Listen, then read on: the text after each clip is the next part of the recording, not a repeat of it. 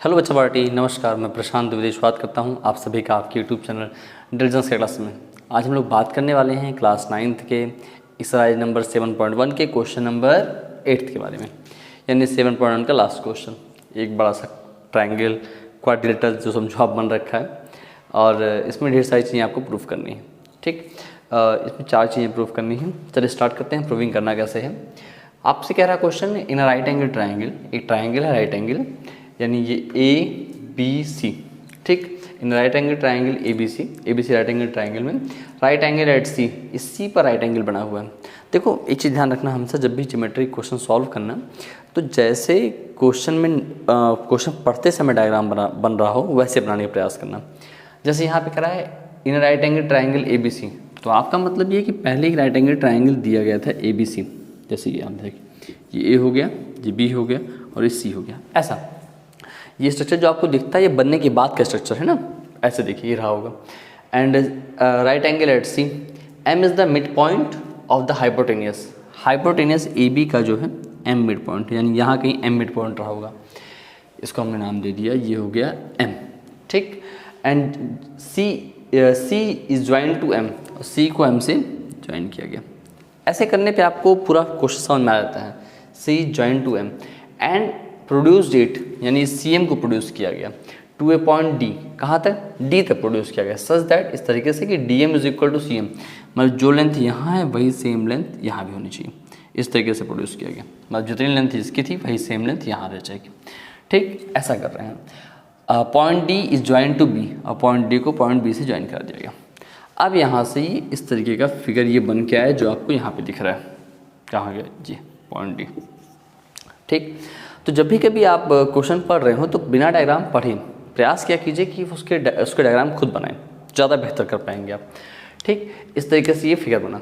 अब ये कह रहे हैं यहाँ पे such that point D is join to B, point D को बी ज्वाइन कर दिया गया। अब शो करना है यहाँ पे ट्राइंगल ए एम सी, यानी ये वाला triangle is congruent triangle B M D, यानी इसके कॉन्ग्रुएंट होगा। दोनों ट्राइंगल आपस में ए एम सी लिया गया है और यहाँ बी एम डी लिया गया है। ये ध्यान रखना, ऑर्डर ए के रिस्पेक्ट में यहाँ पे बी है और यहाँ सी के रिस्पेक्ट में डी है। ठीक, उसके बाद डी बी सी को 90 प्रूफ करना है, यानी इस एंगल को 90 प्रूफ करना है। और उसके बाद डी बी सी, यानी ये वाला ट्राइंगल बड़ा वाला डी बी सी को कॉन्ग्रुएंट प्रूफ करना है ए सी बी के। ठीक, उसके बाद C M is equal to half of A B, यानी जो लेंथ होगी ये ए बी की हाफ होगी, ये प्रूफ करना है। चलिए स्टार्ट करते हैं प्रूफ करना पहले वाले प्रूविंग से। ठीक है, फर्स्ट प्रूफ आपसे कह रहा है कि ट्रायंगल एएमसी और ट्रायंगल बीएमडी। तो पहले लिखिए इन अ ट्रायंगल, जिस ट्रायंगल की बात कर रहा हूँ, triangle AMC and triangle BMD. मैंने आपसे पहले भी कहा है कि सबसे पहले हम उस ट्रायंगल का सिलेक्शन करते हैं। अब जरा देखिए एएमसी में यहाँ देखो एएम बराबर बीएम है। क्यों ऐसा? क्योंकि ये एम इसका मिड पॉइंट था हाइपोटेनियस का। तो आप लिखेंगे कि AM is equal to B M, directly given लिख देना, कोई इतना लंबा लिखने की जरूरत नहीं है कि M is the mid point. ठीक, इसके बाद अच्छा ये वाला जो एंगल होगा बेटा इस वाले एंगल के बराबर होगा। रीज़न क्या होगा? Vertically opposite angle A M C is equal to angle B M D. ठीक, रीज़न क्या होगा? Vertically opposite angle. इसके बाद सेम यहाँ देखो, ये C M is equal to D M, ये क्वेश्चन में दे रखा है यहाँ पे, तो C M is equal to क्या हो जाएगा? D M. अच्छा, और एक बात ध्यान रखना, जैसे कई बार बच्चे यहाँ पे D M is equal to C M लिखते हैं, ये बहुत माइनर मिस्टेक्स होती हैं। जब आपने पहले ट्रायंगल ए एम सी लिया है और उसके बाद में बी एम डी लिया है, तो इस तरफ जो एल एच एस में लिखी जाएंगी सारी चीज़ें वो ट्रायंगल ए एम सी के हिस्से की होंगी और जो आर एच एस में लिखे जाएंगे ट्रायंगल बी एम डी के हिस्से की होंगी। ये बहुत छोटी छोटी गलतियाँ हैं जो आप ज्योमेट्री में करते हैं और बाद में आपको रिस्पेक्टिव समझने में दिक्कत होती है, बाद में आपको साइड से रिस्पेक्ट में निकालने में दिक्कत होती है। तो ये क्लियर रखिएगा। तो आपने यहाँ पे लिख दिया, ये साइड हो गया, ये एंगल हो गया और ये साइड, ये भी क्या बाबू? ये भी गिवन है। ठीक, तो कौन सी कॉन्ग्रुएंसी लगी? बाई सास, किसके सास? मन्नू की सास। Triangle A M C by S A S, triangle A M C is congruent to triangle B M D. दोनों कैसे हो जाएंगे? कॉन्ग्रुएंट हो जाएंगे। अब जब दो ट्रायंगल कॉन्ग्रुएंट हो गए तो कॉन्ग्रुएंट होने के बाद जो उनकी बची हुई साइड्स होती हैं, बचे हुए एंगल्स होते हैं, वो अपने आप इक्वल हो जाते हैं। बाई सीपीसिटी से आप बोलते हैं, करस्पॉन्डेंसी से। तो यहाँ आप लिखेंगे बाई CPCT, बाई CPCT से क्या क्या चीज़ें इक्वल हो ज़रा देखो ध्यान से। एक तो ये वाली साइड यानी ये, ठीक, AC इज इक्वल टू क्या हो गया, AC is equal to BD हो गया, by CPCT AC is equal to हो गया BD, साइड आपस में इक्वल हो गया। अच्छा, इसके अलावा एक चीज़ का और काम लगने वाला है, देखो ये वाला जो एंगल होगा वो, ये वाला एंगल वो इसके बराबर हो गया होगा। ध्यान समझिए क्यों ऐसा। जब हमने इस ट्रायंगल से कॉन्ग्रुएंट प्रूफ किया तो यहाँ AMC लिया था और यहाँ BMD लिया था। जब दोनों कॉन्ग्रुएंट हो गए तो A पर बनने वाला एंगल और B पे बनने वाला एंगल बराबर होगा, क्योंकि दोनों के फर्स्ट पॉइंट वही थे। तो एंगल ये जो A पर बन रहा है यानी एंगल CAM, इसको लिखेंगे, और उसको क्या लिखेंगे, एंगल DBM, दोनों आपस में बराबर हो जाएंगे। बाई CPCT में एंगल CAM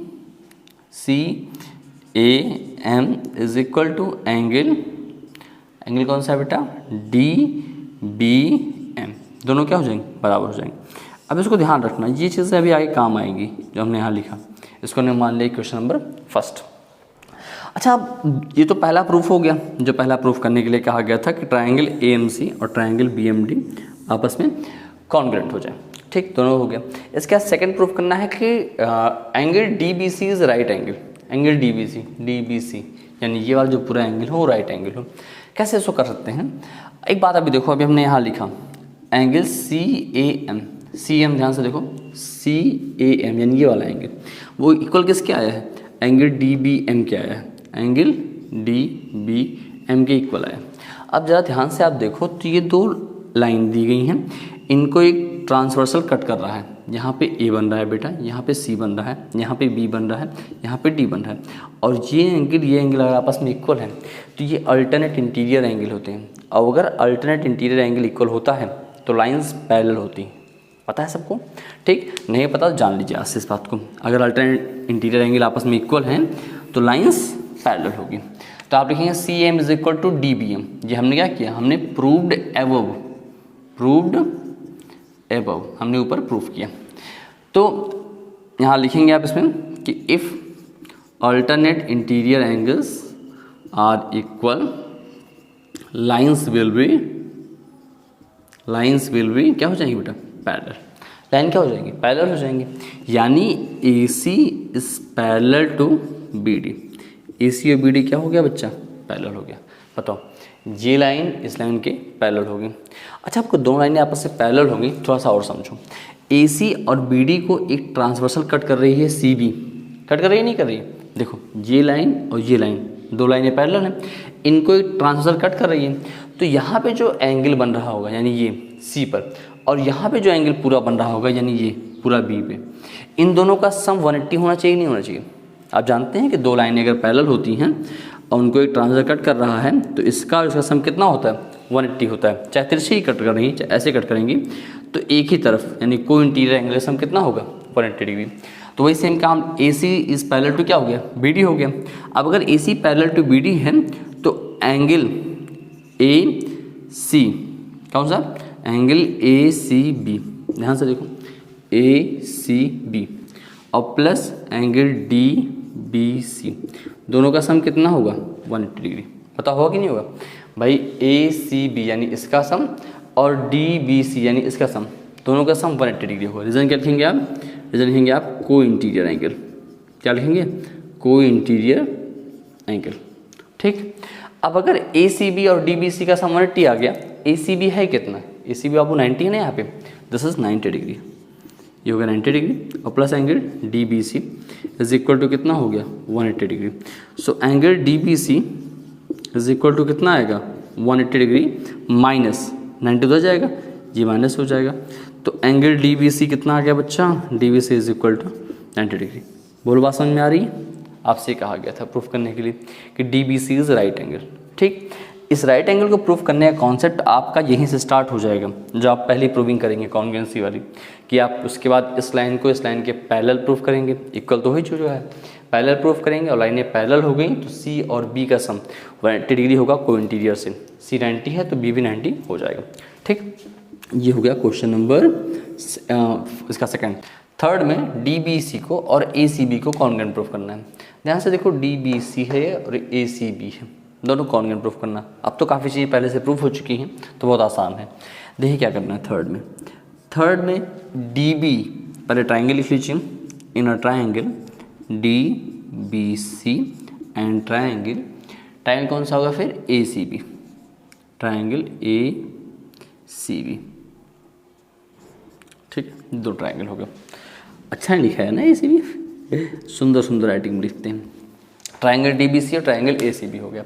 देखो यहाँ पे डी बी और ए सी हमने इक्वल प्रूफ किया था। ये देखो अभी कहाँ प्रूफ किया था, ये यहाँ बी डी लिखा है, तो actually D B is equal to क्या है, ए सी था। तो ये हो गया D B is equal to A C. क्या रिजल्ट लिखेंगे ऊपर, प्रूव्ड एबव। बोलो बच्चा हुआ कि नहीं हुआ, ये हो गया प्रूफ। अच्छा उसके बाद डी बी सी, ध्यान से देखो ये वाला एंगल, ये angle D B C is equal to A C B होगा। दोनों एंगल 90 डिग्री हैं। इस ट्राइंगल में ये भी 90 है, ये भी 90 है, तो angle D B C is equal to angle A C B क्या है, ईच 90 डिग्री। दोनों कितना दिया गया, 90 दिया गया। ये वाला एंगल 90 और ये वाला भी एंगल 90। अच्छा उसके बाद देखो डी बी सी में जो बी सी वाली लाइन है वो ए सी बी में सी बी वाली लाइन के बराबर है, तो आप लिखेंगे यहाँ पे B C is equal to क्या हो जाएगा, C B. B C is equal to C B हो जाएगा। और क्या लिखेंगे यहाँ पे, ये हो जाएगा कॉमन।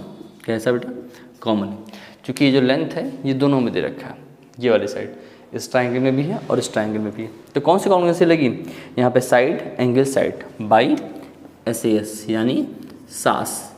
किसकी सास, मन्नू की सास, तुम लोग भी जान गए हो गए बाई एस ए एस। ठीक, क्या हो गया, triangle D B C is congruent to triangle A C B. दोनों कैसे हो गए, कॉन्ग्रुएंट हो गए। जब अब बड़ा वाला ट्राइंगल डी बी सी और ए सी बी दोनों बेटा कॉन्ग्रुएंट हो गए। जब कॉन्ग्रुएंट होते हैं तो उसके बाद उनके जो करस्पॉन्डिंग साइड होते हैं वो इक्वल होते हैं। क्या लिखते हैं उसके लिए, by C P C T, by C P C T. जो इसकी साइड होगी पूरी ये सी डी, देखो ध्यान से, डी बी सी में कौन साइड है, ये पूरी सी डी है या डी सी कहो, डी सी। ठीक, बोलो, यानी इसका पहला अक्षर इसका आखिरी अक्षर डी सी, ये किसके बराबर होगा, ये ए बी के बराबर होगा, यानी इस लेंथ के बराबर होगा। D C is equal to कितना हो गया, ए बी। बोलो हुआ कि नहीं हुआ, डी सी किसके बराबर हो गया, ए बी बराबर हो गया। अच्छा अगर हाफ करेंगे हम बेटा, यानी लिखते हैं यहाँ पे डिवाइडिंग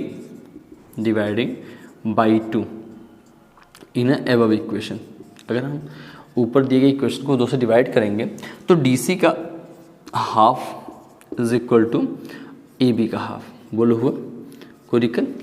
अच्छा डीसी का हाफ क्या होगा, डीसी का हाफ, ये पूरी लेंथ डीसी है तो ये वाला सेगमेंट बराबर है, तो डीसी का जो हाफ होगा वो क्या हो जाएगा, सीएम हो जाएगा। This is CM. और एबी का हाफ कहाँ है, इसको कुछ मत करो, तो हाफ ऑफ कितना होगा बबू, एबी हो गया। तो इस तरीके से आसान रहेगा। तो D C CM is equal to कितना हो गया, हाफ ऑफ एबी। तो चीज़ें बड़ी आसान हैं, बहुत कुछ ऐसा नहीं है बहुत टफ हो आपके लिए। अगर आप थोड़ा सा भी सिंसियर होकर सवाल देखते हैं, सिस्टमेटिक वे से करते हैं, तो चीज़ें बहुत आसानी से प्रूफ हो जाएंगी। ठीक, ये पहला प्रूफ हो गया, दूसरा हो गया, तीसरा हो गया और चौथा। ठीक, ऑर्डर वाइज कीजिएगा। अगर वीडियो अच्छा लग रहा है तो प्लीज़ लाइक कीजिए, समझ में आ रहा है तो कमेंट कीजिए, अपने रिव्यू जरूर दीजिए कमेंट बॉक्स में। ठीक, पढ़ते रहिए, बढ़ते रहिए, मिलते हैं आपसे अगले वीडियो में।